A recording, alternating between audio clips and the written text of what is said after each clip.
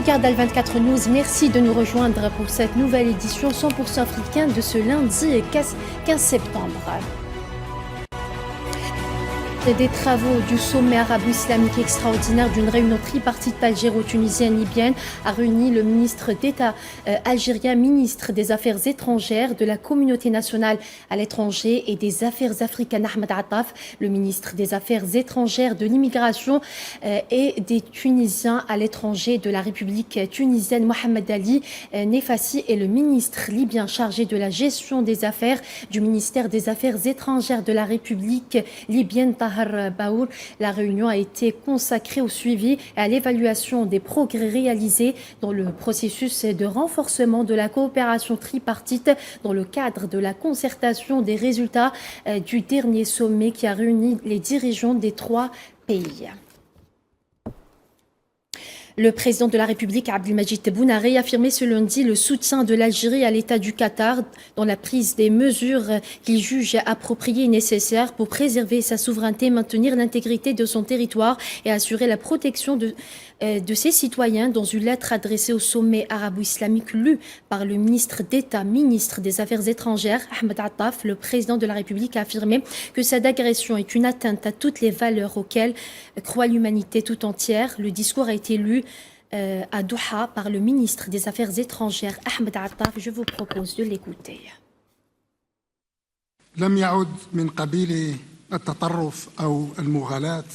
Il n'est plus extrême ni exagéré d'affirmer que notre sécurité collective ne peut être ni fragmentée, ni divisée, ni morcelée. L'agression flagrante dont a été victime la nation sœur du Qatar de la part d'Israël constitue une atteinte à l'ensemble de la nation arabe et islamique, une atteinte à sa sécurité et sa stabilité, une atteinte à son inviolabilité et à ses droits, une atteinte à toutes les valeurs et principes auxquels elle croit et auxquels croit l'humanité tout entière.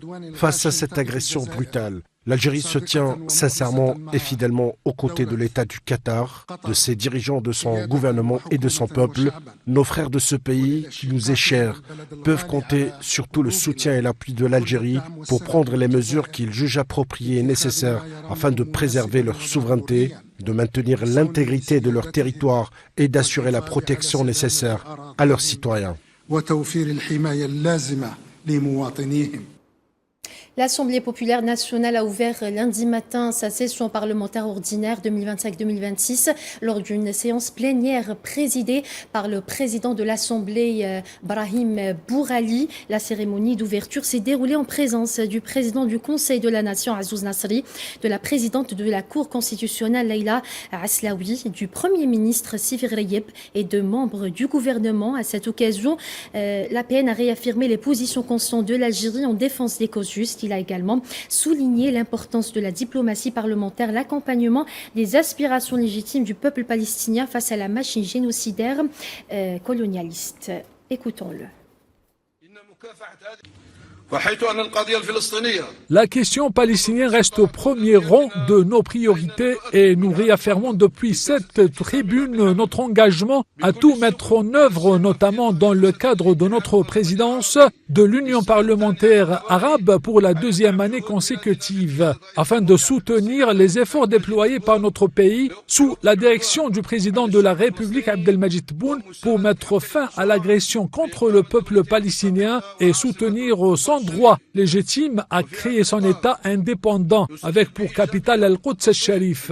Dans ce contexte, nous saluons le vote massif de l'Assemblée générale des Nations unies où 142 pays ont approuvé une déclaration consacrant la solution à 2 États comme option juste et durable pour la question palestinienne, ce qui reflète la volonté collective de la communauté internationale de rétablir la légitimité internationale et de mettre fin à l'occupation. En tant que parlementaires, nous suivrons cette orientation en continuant à mobiliser les positions parlementaires pour soutenir cette juste cause.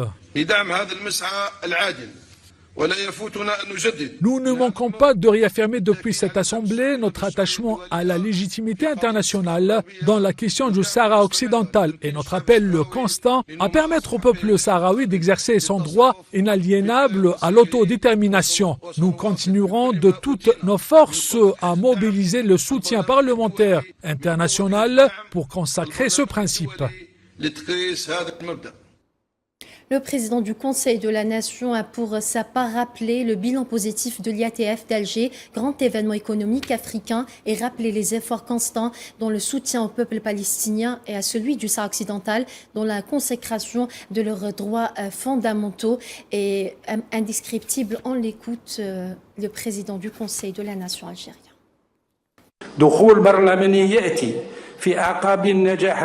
Une entrée parlementaire qui fait suite au succès retentissant remporté par l'Algérie en accueillant le Salon du commerce intra-africain, manifestation économique de première importance à laquelle l'Algérie, troisième puissance économique du continent africain, sous la direction du président de la République Abdelmadjid Tebboune, a tenu à réaffirmer son attachement à la promotion de l'intégration économique africaine, son engagement constant en faveur de la réalisation de l'intégration continentale et la promotion de la coopération sud-sud dans le cadre de groupes d'appartenance multilatéraux, ainsi que de renforcer la position de l'Afrique et d'en faire une puissance économique active dans le système économique mondial. Ce salon a été une nouvelle occasion pour l'Algérie d'affirmer son appartenance à l'Afrique, son ancrage dans la bande saharienne et son attachement indéfectible au principe de bon voisinage et de respect de la souveraineté et de l'unité des États.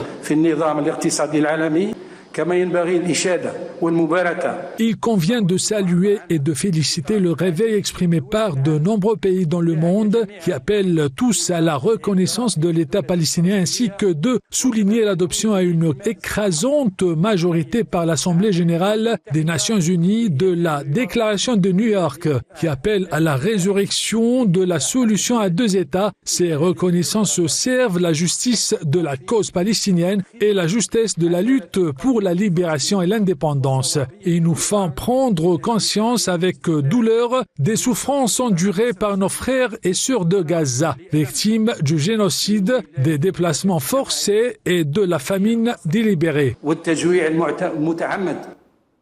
Coopération militaire, le général de corps d'armée Mustafa Smaili, commandant des forces terrestres, a reçu hier au siège du commandement des forces terrestres le général-major Claude Tudor, commandant des opérations spéciales de l'Africom, accompagné d'une délégation de haut niveau et de l'ambassadrice des États-Unis en Algérie, Elisabeth Moore-Aubin. À cette occasion, les deux parties ont tenu des discussions bilatérales portant sur les questions d'intérêt commun et sont en présence d'officiers généraux et des membres de la délégation américaine. Les deux parties ont en outre salué les excellentes relations bilatérales ainsi que les mécanismes de concertation et de coopération établis entre les deux pays. À l'issue de cette rencontre, le commandant des opérations spéciales de l'Africom a signé le livre d'or du commandement des forces terrestres.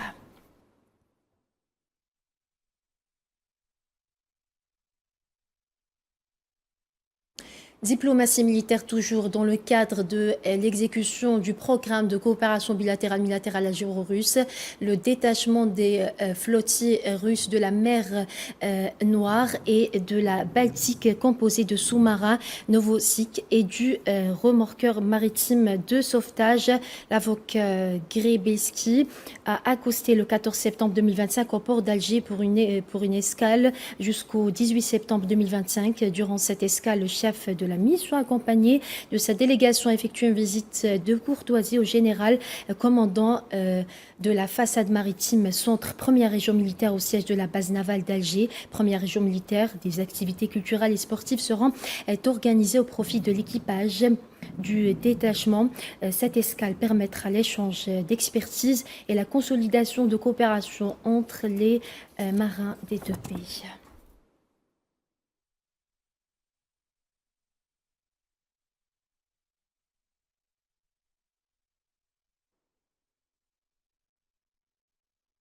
L'Algérie participe à 2 réunions ministérielles sur les carburants alternatifs pour le transport maritime, aérien et à l'hydrogène organisées dans le cadre de l'Expo 2025 à Osaka au Japon, a indiqué lundi un communiqué du ministère des hydrocarbures et des mines. Le ministre d'État, ministre des hydrocarbures et des mines, Mohamed Arkab, est représenté à ces 2 réunions ministérielles qui se tiennent du 15 au 18 septembre par le directeur général de la prospective au ministère, Miloud Medjouled, selon la même source. À cette occasion, Medjouled a affirmé l'engagement de l'Algérie à poursuivre ses efforts pour développer des solutions innovantes et durables dans les domaines du transport maritime, aérien, des énergies renouvelables et de l'hydrogène, qui contribueront à la réalisation des objectifs, la neutralité carbone et au renforcement du développement économique et social en Afrique et dans le bassin méditerranéen.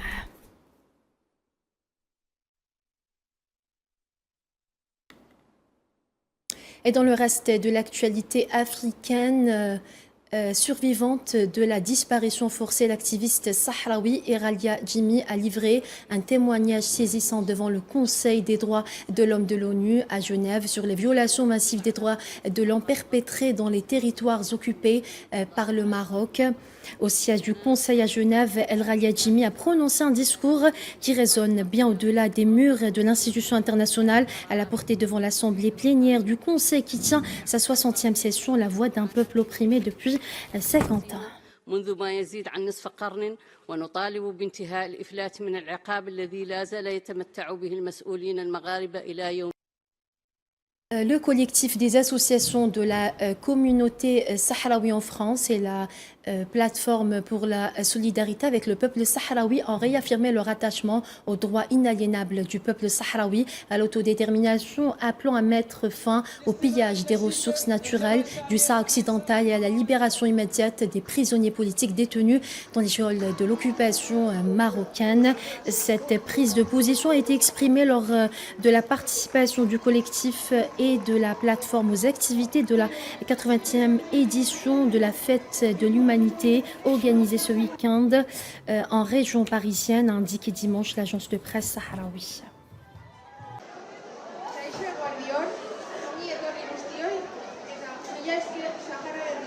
الاستماع للنشيد الجبهة الشعبية لتحرير الساقة الحمراء والإذاب.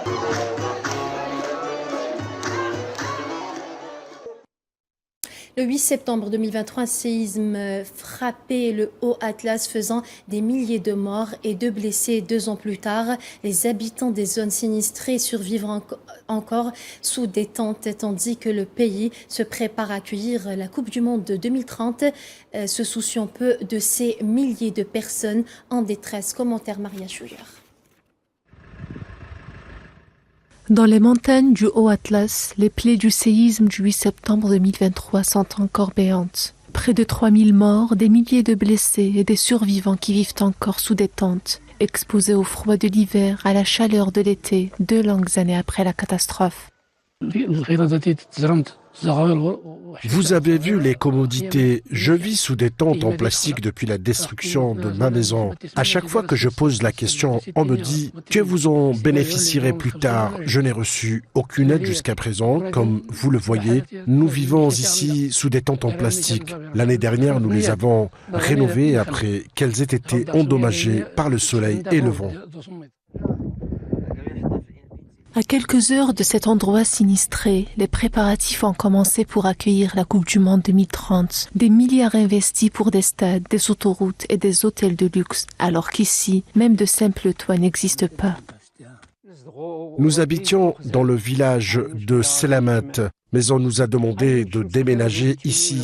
J'ai longtemps vécu dans un conteneur et une tente jusqu'à ce qu'on nous dise d'aller dans notre nouvelle maison. Nous avons commencé à vivre ici, même si la maison n'était pas encore terminée. On nous a donné 80 000 dirhams marocains, ce qui n'est pas suffisant à finir la maison. L'argent que nous avons reçu n'a pas suffi à la construction. Nous avons utilisé toutes nos économies et il nous reste encore beaucoup à faire. Des tentes délabrées logent encore la route sinueuse menant au village d'Azgour, au cœur des montagnes d'Atlas. 2 ans après le séisme, beaucoup vivent encore dans ces abris de fortune. Depuis septembre, il y a 2 ans, j'ai déposé mes documents auprès des autorités pour recevoir de l'aide, mais je n'ai toujours pas reçu de réponse. Personne ne m'a contacté. D'autres personnes du village sont dans le même cas. Elles n'ont pas toutes bénéficié de cette aide. Dans les villages sinistrés, l'impatience grandit, les aides arrivent au compte-gouttes, la reconstruction se fait attendre. Mais pour les victimes du séisme, le temps presse et les promesses ne suffisent plus. Au Nigeria, au moins 19 femmes et enfants ont été tués dans un accident de la route dans l'état de Zamfara, dans le nord-ouest du pays, ont rapporté dimanche des sources locales.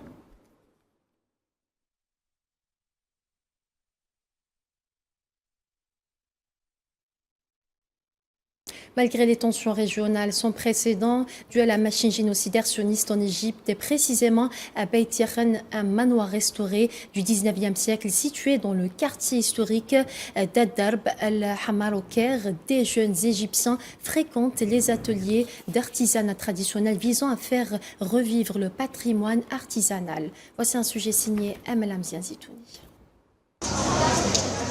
Beit Yakan, une maison historique privée d'Allah et Ola. Des architectes dont l'amour pour le patrimoine et les bâtiments historiques les a emmenés à acheter une maison au milieu de Darb al-Ahmar et à la restaurer à travers une exposition inspirante de ses éléments historiques et architecturaux. Le programme d'école d'été lancé il y a 3 ans en partenariat avec la Maison des Arts traditionnels Jamel s'appuie sur une décennie d'ateliers que Beit Yakan propose aux résidents de Darb al-Ahmar. J'adorais venir ici chaque été pour apprendre quelque chose. J'ai appris la calligraphie, la gravure sur bois et la sculpture sur cuivre. Cette année, j'ai appris la marqueterie sur bois. C'était une expérience magnifique et agréable. L'édition de cette année a accueilli une centaine de participants du quartier proposant des cours gratuits d'incrustation de bois, de calligraphie, de sculpture sur cuivre et d'autres techniques de design transmises de génération en génération. Pour de nombreux jeunes participants, l'expérience était à la fois créative et personnelle. L'avenir, l'art et l'artisanat seront peut-être plus un passe-temps qu'un travail. Pour moi, c'est une activité que j'aime beaucoup et que j'aime pratiquer, et je veux certainement continuer à le faire.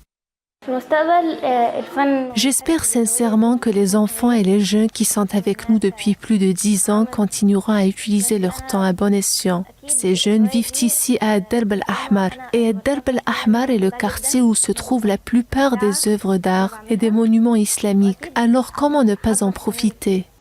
Inspirer les jeunes de la région à s'engager dans l'héritage culturel de leur propre quartier. Un héritage culturel qui abrite des arts et monuments islamiques des plus riches au Caire. C'est l'objectif des ateliers lancés par ce manoir historique. Et dans le chapitre culture de cette édition, depuis Batna, la 5e édition du Festival international Imadrassen du film s'ouvre sur la coopération culturelle. Lors d'une conférence de presse, un accord de coproduction a été signé entre l'Algérie et la Mauritanie pour la réalisation d'un film long-métrage commun, marquant ainsi une nouvelle étape dans le rapprochement et la coopération cinématographique entre les deux pays frères et voisins. Je vous propose d'écouter Salam Dindou, réalisateur et acteur mauritanien, Issam Tachrit, commissaire du Festival international du film Imadrassen. Il nous parle au micro de Flahlaini, notre envoyé spécial à Batna. Au sein de cette 5e édition du Festival Imadrassen, international Festival Film, on vient de signer un protocole d'accord d'une coproduction mauritano-algérienne d'un long métrage fiction qui traite les relations mauritano-algériennes. L'importance de ce projet, c'est que le cinéma mauritanien, c'est un cinéma récent.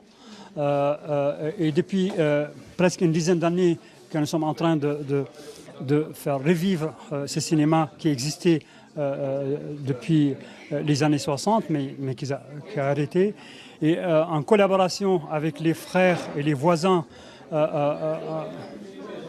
En collaboration avec les frères et les voisins et surtout l'Algérie, on veut bien développer le cinéma mauritanien, profiter du cinéma algérien, des capacités des cinéastes algériens et pourquoi pas aboutir sur des formations, sur des coproductions ensemble pour développer les deux cinémas et surtout le cinéma mauritanien. Le Festival international du cinéma d'Imdrassen est une tribune afin de valoriser les talents, mais aussi une plateforme de développement du cinéma. En tant que commissaire de ce festival, nous avons vu l'importance de la signature d'un accord de production et de coproduction entre l'Algérie et la Mauritanie, au diapason des orientations de l'État algérien, concernant notamment le volet de la coproduction, surtout avec les pays du voisinage, comme cela a été énoncé par le président de la République, qui a appelé à la dynamisation de la production cinématographique. Ce protocole d'accord avec le Festival international cinématographique de Nouakchott vise à accompagner la dynamisation de la coopération culturelle, qui sera sous forme d'association entre les deux pays et qui va ouvrir des perspectives plus larges dans le domaine de la coopération culturelle entre nos deux pays frères. Et c'est ainsi que s'achève cette édition africaine. Merci à vous de l'avoir suivi. Excellente suite des programmes sur Al 24 News.